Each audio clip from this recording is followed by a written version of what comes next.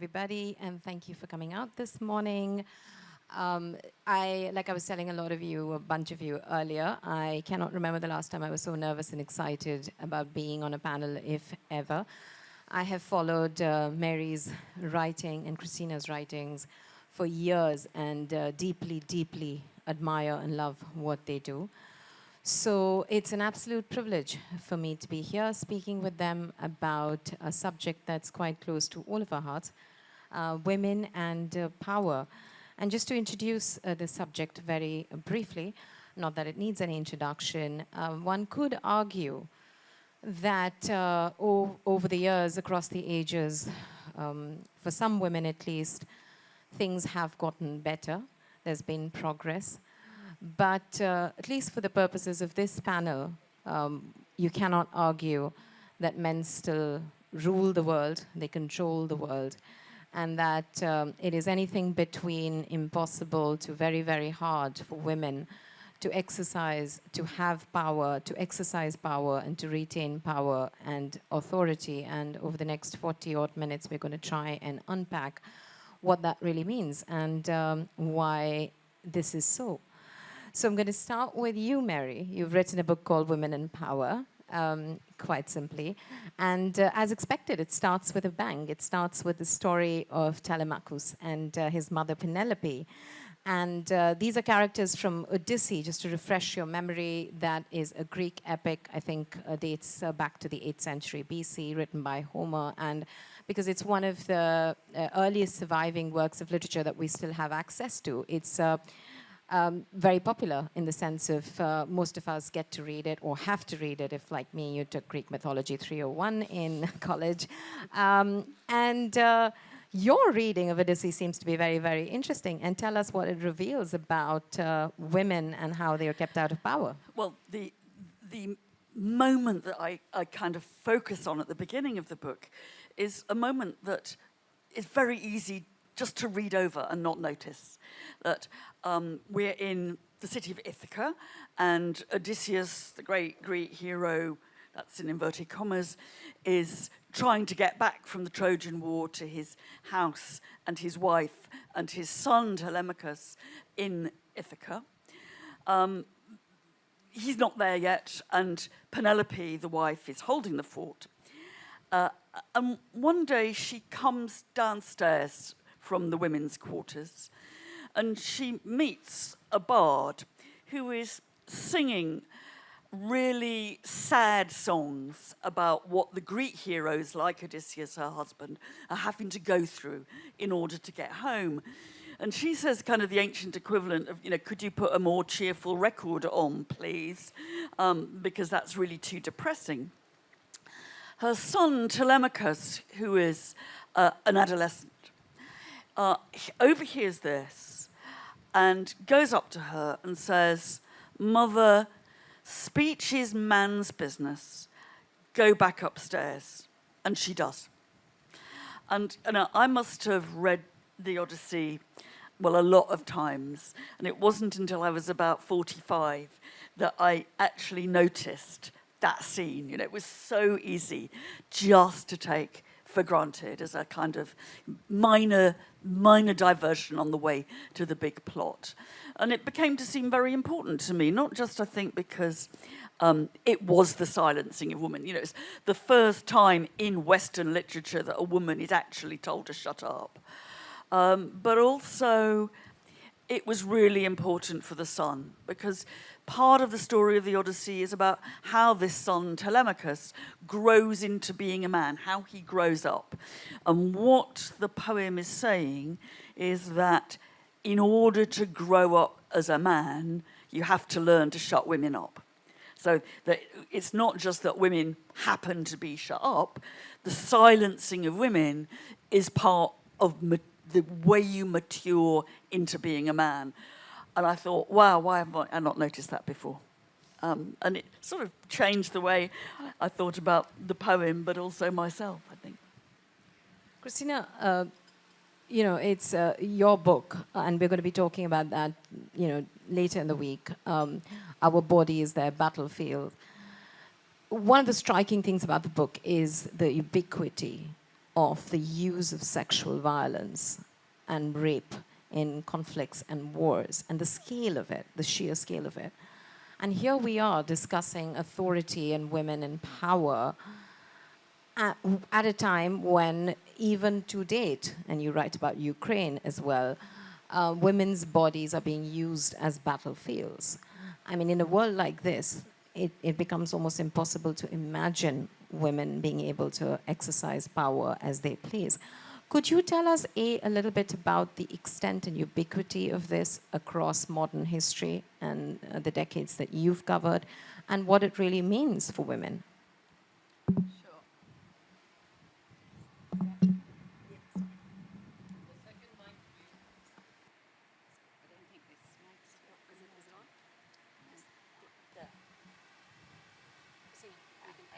Okay, that's it. Thank you.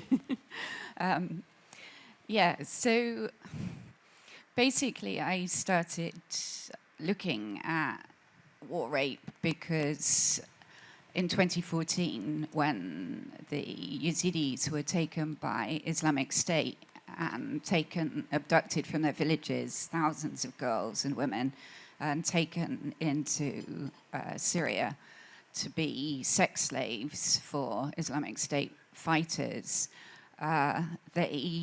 when they got out, they started telling their stories, and I'd never heard such horrendous stories in my life. They talked about how they were taken to a place called the Galaxy Cinema in Mosul, and it was like a kind of slave market where Islamic State fighters came and touched their breasts, touched their hair, and decided which one they wanted to take as their slave. And then they traded them between each other. So I met one woman who had been traded 12 times between fighters. And these stories were horrendous. And then around the same time, you might remember the Chibok girls in Nigeria, more than 250 girls taken from their school dormitory in the middle of the night by Boko Haram fighters. And that became the sort of biggest story on earth for about 2 weeks because there was a hashtag, Bring Back Our Girls. And lots of people like Michelle Obama held up these, did selfies of themselves with this Bring Back Our Girls. And so when I started traveling around northeast Nigeria to look at this, I discovered that actually this was just the tip of the iceberg. Tens of thousands of women and girls had been taken and kept as so-called bushwives of Boko Haram. Then a couple of years after that was when the Rohingya people had all their villages invaded in Myanmar or Burma. And Burmese military and Buddhist militia came into their villages, set fire to their huts, dragged the women out, tied them to banana trees and gang raped them, often in front of their children. And again, this was a huge scale. I mean, 700,000 Rohingya fled into Bangladesh in 3 months. The majority were women and children, and every woman you spoke to had the same kind of stories. So I was reporting these really mass events, and the women were actually speaking about it. These are really hard stories to talk about, but they were speaking, and then nothing happened. And one day I got a WhatsApp message from a Yazidi girl who said, I told my story, what difference did it make? And I couldn't answer that question. I started looking at what was happening and discovered that nobody was prosecuted in any of these cases. Nobody in Nigeria, nobody in Iraq, nobody in Burma. And so then I started looking at the whole issue more and more, not actually intending to write a book, but just to try and be able to answer that question, what difference does it make? And it was quite clear as I went into it that there isn't a single conflict pretty much where it doesn't happen, but that increasingly in recent years we've seen rape used as a weapon of war. And of course it is all about power, and I believe quite strongly that one of the reasons that there is so much impunity at the moment, accountability is really the exception, not the rule, is because there are so few women in power. And I think that it's very linked to, so if you look at peacemaking, there isn't a single conflict in the world where the peace process is headed by a woman at the moment. Many of the peace processes don't have any women at all. And it's quite clear to me, talking to men in these peace processes, that they regard rape in war as a side issue. They literally have said to me, why would we look at that? It's not as important as the killings and torture. So it's a reason, I mean, it's being used as a weapon against women, it's being used as an instrument of power, but the fact that there aren't enough women in power is also making it so difficult to deal with. I just checked before coming this morning on the latest figures, and of 193 countries, member countries of the UN, only 12 currently have women as heads of government. Actually, this year has been bad because 3 women have lost power or stepped down. So that is, a tiny fraction, right? Mary, I'm curious. Rape and sexual violence are, of course, pervasive in the classical arts as well, in mythology, and I mean in the oral stories, in the oral tradition, in the written word, and in fine arts as well. I'm wondering, as Christina was talking about this, what might be some of the stories and images that come to your mind from your own field? Yeah, I thought it was very interesting listening to Christina, because what you see, if you go back, let's say, to the Roman world, we could do it with the Greek, but let's stop with the Roman. I mean, you find the same story, but strongly, positively valued. Rape is about a positive version of male power. And I think you see that very, very clearly if you look at the early history of Rome. And it's more myth than history. The basic point is that every time there is a positive political change in Rome, it is closely associated with the rape of a woman. And you can see that from the very beginning. Romulus and Remus, the founders of Rome, are the product of the rape of their mother, a priestess called Rhea Silvia. When Romulus founds the city, kills Remus, and finds he has no women, and therefore the city doesn't have much chance of surviving, he does what we kind of call in visual arts in a sort of such a casual shorthand. He rapes the Sabine women. He invites women to a festival and carries them off and rapes them. And that is the source of many, many paintings in the Western tradition, the rape of the Sabines. And you say it, it trips off your tongue as if it was, Yogi Bear or something. We were talking about it earlier, and I was saying that, the number of times that I looked at that painting in the National Gallery by Rubens and not thought about what it meant. And just was like, it's the rape of the Sabine woman. Yeah. As if that was something okay. Yeah, fine. I think that's really interesting, isn't it? And in Rome, it becomes absolutely enmeshed into Roman culture, because it is the rape of the Sabines, but it's also the first Roman marriage. This is how the Romans actually get the wives that are going to produce the children that will give Rome a chance of becoming a permanent city. And in the end, of course, the Sabine women stop their parents fighting each other about this, because they say they're very happy being now the wives of the Romans who raped them. So you have absolutely a kind of, you could not understand the beginning of Rome without rape. And then when the original kingship in Rome is overthrown to kind of create a quasi sort of democracy, that too is prompted by the rape of a woman. The virtuous woman, Lucretia, is raped by one of the king's relatives, so prompting her suicide, but the foundation of Rome's democracy and the expulsion of the kings of Rome. And so everywhere you go in Roman history, and it's paraded on the walls of Rome like it's paraded in the National Gallery, is an image of rape as Rome, as Roman power. Now, to be fair, there are debates about this. There grow to be debates, particularly about Lucretia, where you start to see questions being raised about issues of consent. But it's very much at second order. And, at some level, it's, what the Romans have to say about Lucretia's rape looks like a British judge in the kind of not too distant past, which is she enjoyed it. She was asking for it. She enjoyed it. She consented. Look, there was, they say there was no. She didn't. She gave in to the guy who wanted to rape her. She wasn't injured. She said yes. And so, every kind of version of our own kind of coordinates of rape you find right at the very beginning of the Western tradition. It's chilling, I think.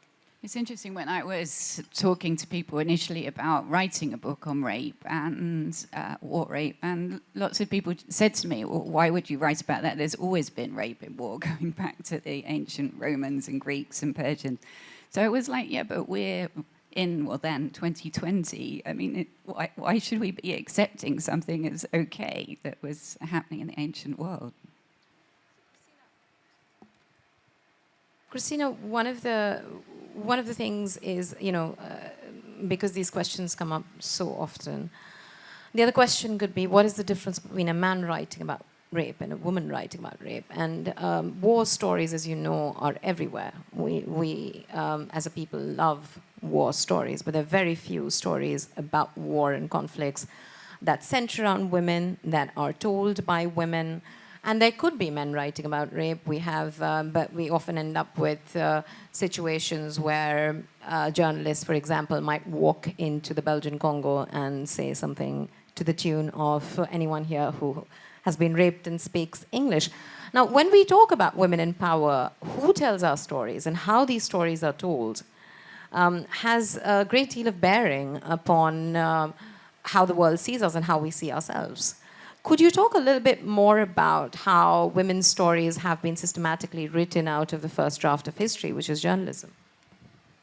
Well, not just out of journalism, but also out of history books. I mean, in the past, particularly military historians have tended to always be male and have not written about this. Now, there's a big exception recently, which is Anthony Beevor. In his amazing book about Berlin, he wrote about the fact that almost 2 million German women were raped by the Red Army during the liberation of Berlin. And I mean, I've talked to him a lot about it, and he told me how traumatized he felt personally researching that and writing about it. And actually, when you go back through all of these wars, rape was happening all the time. I mean, the Spanish Civil War, it happened a lot. It didn't used to be written about. And there, as I said, there's almost no conflicts where it doesn't happen. And I think the fact that the writers were male, and then in terms of your question, that reporters tended to be male as well, it just wasn't addressed. Now, partly, of course, it's a lot easier. It's a difficult subject to talk about for the survivors, so it's easier. I mean, I think it would have been very difficult for a man to write the book that I wrote, because it was a lot easier for the women to speak to another woman. On the other hand, I tried to speak to some of the perpetrators, and that didn't work very well. I think a male journalist or writer would have perhaps been better placed. So, yeah, and I mean, I look back, I started out as a war correspondent 35 years ago. I've always been more interested in what happens to women in war. I think partly that's because actually I hate war, and I hate all the fighting, the bang-bang. I'm scared to be in the middle of the fighting. So it's actually easier to interview the people around who are not in the middle of the war, but who are trying to survive as war is going on in their country. And I think, to me, that's a much more interesting story, and that is usually the women, because if you look at recent wars over the last 20 years, we seem very bad at ending wars now, so I seem to be covering the same wars for years. But if you look at like Syria, Libya, Iraq, Afghanistan, and these wars go on for years, and at the same time, people are getting married, having children, getting jobs, and so somebody is having to get their children educated, protect the children, protect the elderly, and that is almost always the women. And so I've always focused on that in my reporting, but it's much more recent that I've realized the sort of the bad side, the dark side, if you like, of what happens to women in war. And I'm not sure whether that's because I wasn't asking those questions in the past, whether women were much more nervous about coming forward than they are today. But definitely there's much more awareness. But even when I started reporting it a lot, which was less than 10 years ago, I had a male foreign editor at the Sunday Times, and he refused to run the stories on the foreign pages. And he said to me, nobody wants to read about this. Now, I was lucky because we also have a magazine, and the editor of the magazine was female, so she ran the stories in that. But fortunately, I think things have changed, and Ukraine, in a way, has changed that, because people seem so shocked by what the Russians have been doing to women in Ukraine, which is very similar to some of the stories from the liberation of Berlin. And that's had lots of reporting, so I'm happy to see that. I mean, I'm obviously not happy at what's happening, but the hope is that because of all the focus on Ukraine, that finally people will start taking this issue more seriously and actually do something about it. Yeah. Well, that is definitely mood. Mary, come to you, because at the end of the day, there's also a disproportionate amount of attention on Ukraine. One could argue because it's the backyard of Europe, part of Europe, and I wonder if the same kind of empathy will extend. I don't care to other, why people. If it means at the end of the day that it starts bringing people to justice for this, then that's a good thing. I agree. And just very quickly to you, Mary, while you respond to this, also I wanted to. So this thing of women depicting the same thing as men, when we look at examples in the classical arts, and you were talking about how rape has been represented, and when we talk about that rare female painter or artist such as Artemisia, how could you talk us through a little bit about how that differs, the depiction of rape? Yeah, I mean, can I just add something to what Christina said? Because, I mean, I think the kind of the blind eye to rape is really, really, the determined blind eye is very important. And it reminded me about the story of Peter Howsam, who went to be a kind of quasi-official war artist in the Bosnian War, and brought back a number of paintings. Some he did here, some he'd done in the UK, some he'd done in Bosnia, and they were exhibited in the Imperial War Museum. Some of them went into the permanent collection of the Imperial War Museum. One signally didn't, and it was a painting he had done of a woman being raped with her head down a lavatory. It was hugely upsetting, and they refused it. They turned it down in the Imperial War Museum. And when they asked why, the then director said it was because it hadn't been done eyewitness from life. And Howsam said, but what would you expect me to do? Be witnessing a rape and be sitting there sketching it, rather than intervening. I've done this from testimony of women. And you can see all the ways that people invent for not actually having to look at it. So I think that is really interesting. I mean, as far as going back in history is concerned, I think it becomes in some ways increasingly complicated. If you go back to the ancient world, almost certainly none of the accounts and none of the images that we have of rape, of which there are plenty, are done by women. And in some ways, there is a whole tradition of certainly Western eyes, both male and female, looking or reading about these in a way that sanitizes them. And we've talked just now about, the rape of the Sabines as if it was something very casual. I remember when I was a student, we read Ovid's Metamorphoses, main set text at college. And it's full, it is an epic, which is rape after rape. It's a handbook of rape. It's an extremely interesting work, and I wouldn't want to cancel it. But we were sort of taught not to notice the rape. And so we were kind of encouraged not to say raped, but she was ravished. As if somehow ravished with a kind of slightly mystical tone made it all okay. Right? And I think one of the things that's changed over the last 30 years in certainly looking at classical literature and art, people have, as it were, faced up to the idea that this was rape. This was not a sort of, rather attractive way of joining the gods. You can be raped and you can be ravished and become a constellation. Great, as if that was supposed to be, a great outcome.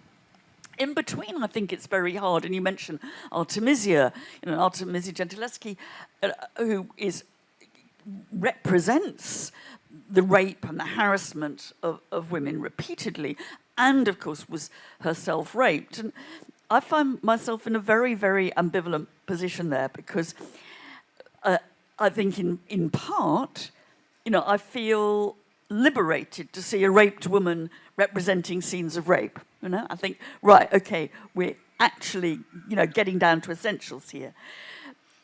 I also feel slightly uneasy that Artemisia gets defined entirely by the fact that, almost entirely, that she is the rape victim. So Artemisia is not presented, or often is not presented, as the painter, the very successful painter, the painter who's actually making a lot of money and is selling her pictures.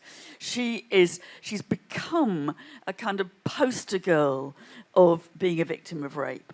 And that, in some ways, seems to me what, you go the other side, and women then are, they get their moment in the sun, but as victims, not as analysts or spokespeople or complainants or whatever, but they're speaking as victims. And I think that's also a problem. We've been talking about rape and sexual violence, and I don't want the implication to be that only extreme forms of violence are, tend to silence women. Of course, it tends to be much more insidious than that. And you spoke about Penelope as we started the session. And coming back to present times, I think one of the most common tools of trying to silence women, or in some cases, I would even say in my case, succeeding in leading to self-censorship, is online bullying and trolling and name-calling and so on and so forth. Of course, we've all had our brush with it, Mary, but I wanted to start with you. You face some horrific online abuse and bullying and threats. I wonder, multiple questions here, how you make sense of it, because in a sense it's a very new medium, it's a very new way of communication. These are anonymous people by and large. So how you make sense of this in terms of what we've always known about the tendency of men to silence women from the classics. That's one part of it. And the other part of it is how we respond to this, right? Which is, in your case, I mean, you've done twice. I mean, this is not online bullying technically, but you've also responded to A.A. Gill when he, for the lack of a better word, attacked you instead of, engaging with your ideas, an opinion on your womanhood. So I just wonder, how do we, if we attack them, then we feed the trolls, how do we square this? When I first got, what I now see as rather kind of mild cases of Twitter trolling, I did what you were told to do. And the advice you get is block them, don't pay any attention, move on. And that, after not very long, I got really frustrated by that, because that seemed to be that silencing yourself was the right response, And I thought, the bullies are in the playground, and I'm supposed to get out and let them play. Whereas, and to be happy just because I don't happen to know what they're saying. So I started to reply. I didn't do it very well to begin with. I think I've got slightly better at it now. Always be absolutely polite. Never, never lose your cool. Never do it after more than 2 glasses of wine. Because it's always a disaster when you do. And to say, I'm terribly sorry. I don't think you quite saw what I was saying. Now, I think that for me, that's much more satisfying, partly because in a few cases, it produces friends, actually. People write back and they suddenly see what they said, and they write and they say, oh gosh, I didn't get it right, I'm terribly sorry.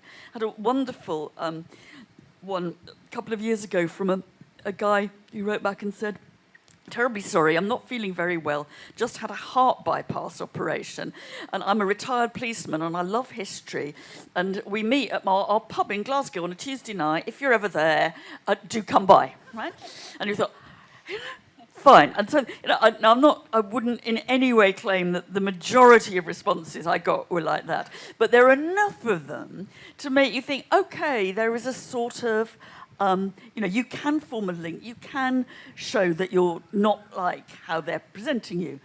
I think the downside of that, though, is that what also makes you realise that there are these, sad, lonely, not feeling very well, often but not only guys out there.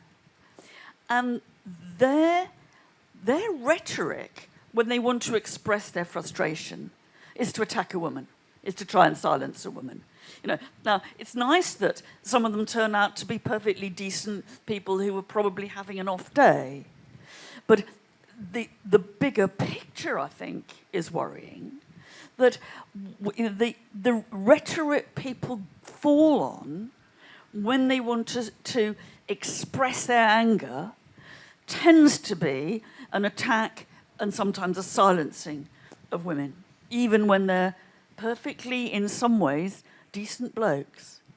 I want both of you to address this because it's one could argue that online men are also recipients of online trolling and abuse and criticism. But be they public figures, we were talking about Liz Truss a second ago, and or be they, journalists or ordinary people women expressing their opinion on social digital platforms, the gendered nature of abuse is extremely worrying and extremely apparent. Could you talk a little bit, both of you, about that? I mean, I think there's no doubt that women politicians, women journalists, women academics get far more abuse than men online. And as we all know, there is no space for nuance on social media, to say the least. I don't really agree with Mary about responding, because I think that that's exactly what they want. You're giving them the air, if you engage with them, then you're exactly giving them the kind of publicity and space that they want. I don't know. So I tend just to ignore. But I have seen, I think we get a lot of abuse, but a couple of times some of the more prominent female politicians in the UK, I've been copied in on a message back to them because of something. And so then all of the responses I get copied. And honestly, the abuse that some of these female MPs get is unbelievable. And, some of them have stepped down because of it. Also, we've heard from some of the female political leaders who've stepped down recently, like Nicola Sturgeon and in New Zealand as well, that is a real problem for them. And so I think this is a huge issue. But it isn't just men that are abusing on Twitter. Some of the worst abuse I've had have unfortunately come from women. So. Yeah. I don't think there's a right answer to what you should do. And I think that when it comes to how you respond to abuse, you have to do what you feel comfortable with. And there are many different solutions. Personally, I couldn't bear the idea that they were shutting me up. and I was going to, I wasn't going to be silenced by them. And also, I mean, I think you tend to forget this when you're involved in this kind of Twitter storm. There are other people looking at your Twitter exchanges who might not be intervening, often aren't intervening, but they're watching what happens. And I've met several younger women who clearly have been part of that silent audience, saying that they thought it was really great that I just put 2 fingers up at these guys. It showed that you could fight back. But I think, you do what you feel okay with. I think the other thing you have to realise is, and it took me a long time to realise this, which is very often it's not what you say that they're objecting to. It's not, you start thinking, my views on immigration is what is really angering this person. I must argue that through. It's not just what you say. It's more that you are saying it as a woman. It's what there a lot of them, a significant minority, are objecting to is that a woman has a voice. You could be saying anything, and they would come for you. So I think, ultimately you really are there back with Penelope and Telemachus, and they're saying they don't want to hear a woman speak. And you see that when you look at exactly, if you analyse the kind of abuse, it is about shutting you up. I want to cut your tongue out. I'm going to come and decapitate you at 9:15 tomorrow. It's about removing your powers of speech. So, you scrutinise about whether you put your point right. That in many cases that doesn't matter. It is that you spoke that makes a difference. I used to be, and I think in terms of how I respond, I'm closer to how you think, Christina, in terms of not being able to respond. But I think 2 things. One is the mental health toll, and as you spoke about certain prominent leaders and the way I've seen it take a toll on myself. I feel very angry that I'm pushed into this position of not responding. And the other thing is I've noticed that friends of mine, journalists, writers who have responded, have often met with the response that, she's just drawing attention to herself. Everybody faces abuse. Why is she going on about it? And therefore, I now feel like a response is a must. And I've been very creepily taking screenshots of how Mary does it and compiling my own playbook. But at the worst end of this is, of course, threats, and most often they're not actionable. But I want to talk a little bit about more serious consequences of women and girls asserting themselves. And I was thinking about this is a good place to talk about the book you've co-written with Malala and why you think her story is so important in the context of what's still going on in Afghanistan and so many other places where women and education is concerned. Yeah, so obviously Malala was shot because she campaigned for speaking up for girls' education at a time when the Taliban had taken over her area in Pakistan in Swat Valley and stopped girls going to school. And she, as a young girl, she was 13, 14 when she was doing it, bravely spoke out about it. But she would be the first person to say there are thousands of Malalas out there, and that she was just, it was lucky she was shot. That's not lucky, but she describes herself as lucky to be given a platform. I feel that we're lucky that it was someone like her that got a platform because she is the perfect person to use it. She's so earnest and passionate and determined to do something about education for girls, but also boys too. There are 60 million children around the world out of school at the moment. And of course, Afghanistan, which is very close to my heart because it's where I started off as a journalist and I've gone back and forth for years. Girls have not been able to go to high school in Afghanistan now for almost 2 years. And I get rather angry with, there's all this outrage. Goodness, girls can't go to school. And we've had Rishi Sunak and people tweeting about it. but they're not actually doing anything about it. And it's almost now slightly becoming accepted that, okay, Afghanistan, girls can't go to high school, girls can't go to university, women can't work. I mean, that is just so outrageous in 2023 that there is this situation. And one of the, I mean, I'm not going to go into this now because it would take a very long time. There are many reasons why what happened in Afghanistan happened. A lot of it is to do with behavior of the West, the betrayal of Afghanistan, particularly by the United States in the end, but also the behavior of the Afghan government, who just sort of jumped on a helicopter and fled as the Taliban neared Kabul. Very different to what we saw in Ukraine with Zelensky. However, what I feel very strongly, and I've seen this happen in so many countries now, we're very good in the West of going into countries after a conflict and having lots and lots of projects for women, teaching them gender awareness, women's rights. And there is absolutely no point, in my view, in doing that if you don't do anything about the male mindset. And nobody thought about that in Afghanistan, which is precisely why we are in the position we're in today. How many men have you seen come out and protest in Afghanistan about what's going on?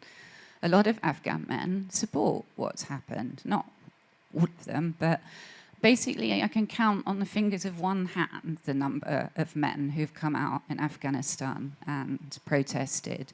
It's only the women that have come out. And I saw early on, when maybe back in 2002, when there were all these projects, and the Football Association in the UK started a project to teach football to girls in Afghanistan.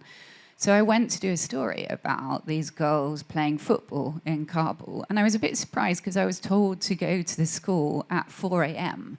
to see them play. And it wasn't that hot, so I was thinking, why do we have to go at 4 a.m.? Anyway, I went, watched them play. And as they were leaving, the guards of the school came up to me and said, those girls are prostitutes, they are disgusting, and we think it's appalling that these girls are being able to do that. And I realized that actually the reason that they were playing so early in the morning was because they were still having to do it secretly. So even though the Taliban had gone, the situation for women was still very difficult. And we've basically now left a lot of these women behind, some of whom have said to me, we wish you'd never come and taught us things because you created dreams for us that have now been shattered. And that is terrible to hear. You brought this up earlier, and one can't help but wonder what the world would have been like with more women leaders. And I want to come to you on this, Mary, in a second. You know, when India introduced reservation for women at the panchayat, at the village level, the response by and large was, this is entirely pointless. They are just going to be proxies for male members of their families, etc. However, down the line, there was a fantastic study, a randomized controlled trial that was conducted by now Nobel Prize winner Esther Duflo and her colleagues that showed that women at the village level were being elected, were extremely effective leaders, and they were doing a lot to address issues that concern women and lead to their growth and their independence. This is a fantastic study, and I've quoted it endlessly, but it also irritates me that this study needs to exist, that we are still trying to justify that women would do good as leaders. And while reading your book, Mary, it occurred to me that this has such deep roots in the stories that we hear in the classics, right? In the stories of Eve, in the stories of Pandora, and of course Medusa, and how that myth still persists. Yeah, I mean, I think one of the most extraordinary things about the Clinton versus Trump election campaign was that the Trump side, whether this was the official Trump version or just, odd supporters, actually resorted to classical mythology in order to attack Clinton. So one of the things that you could get on mugs, on tote bags, on fridge magnets was an image of the famous Bellini sculpture in Florence, which shows the hero, in inverted commas, Perseus, holding up the head of the Gorgon Medusa, proudly decapitated, right? He has severed it. Now, Medusa is a very famous bit of classical mythology. One version of it goes back to rape, that she was raped in a temple. She was an ordinary woman, beautiful ordinary woman, who was raped in a temple, and actually to punish her for being raped, i.e. The rapist gets off, the woman gets punished, she was given snaky locks and the capacity to turn anybody to stone who she looked at. She's kind of the ultimate dangerous, snaky locked, demasculating power of the Freudian woman. And Clinton is there actually being that image in 20, whatever it was. So she was still operating, the figure of Medusa, the head of Medusa, still operated to say women are dangerous, women will kill you, women will turn you to stone. What I think was really interesting about that is that, I would have liked to think that the people who were buying and selling these kind of bits of Trumpian memorabilia were very familiar with the myth of Medusa, right? They knew all about Perseus and who Medusa was and what Perseus was going to go on to do. That would be very nice if it were true. I don't believe it was true for a minute. I don't think they probably even knew the name of the Gorgon. What was striking was that it still, even if they didn't, it still operated as a sign of the danger of the powerful woman. And when the comedian Kathy Griffin did a photo shoot in which she reversed that, and she held up the dripping bloody head of a model of the head of Trump, she was sacked. She lost her job. So that you can still use that image of the decapitated Gorgon to promote male power. If women try and reappropriate it, they get the sack. I had about 100 more questions. I have time for one quick one. So this is to the both of you. We've so far largely talked about how men have used mythology and history and journalism and whatever tools they could appropriate to justify, and visual arts, to justify ruling the world, controlling the powers that be and women. But obviously these stories that we've grown up listening to have also contributed to our own conditioning as women. And I quickly wanted to address that with the both of you. I will start with you. I was thinking of two instances in particular. One was your conversation with Hillary, since we've been speaking about her.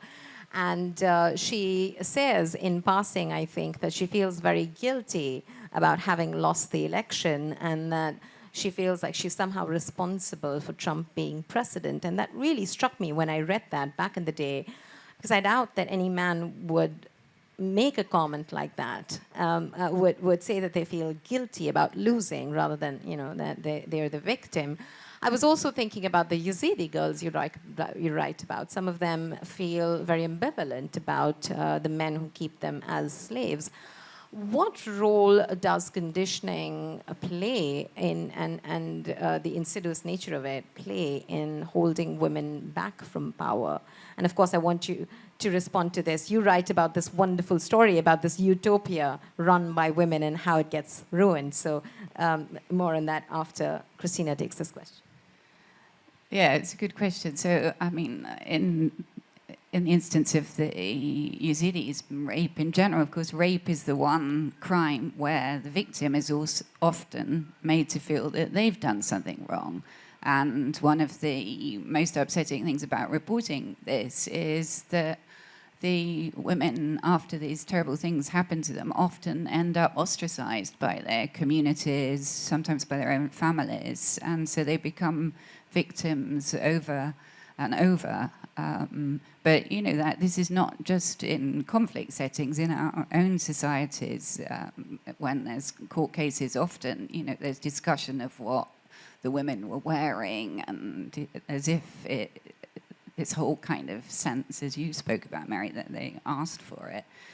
So I think that is a problem, and I think women still tend to feel that they need to apologize more for things, as you gave the example of Hillary Clinton. And I think as a woman in a job which was mostly male when I started, we definitely felt that we had to be braver than the men, we had to do much more than the men, that we could never ever complain about anything or ask for any special excuse for anything, because people would then say, oh, that's because they're a woman and it's a man's job.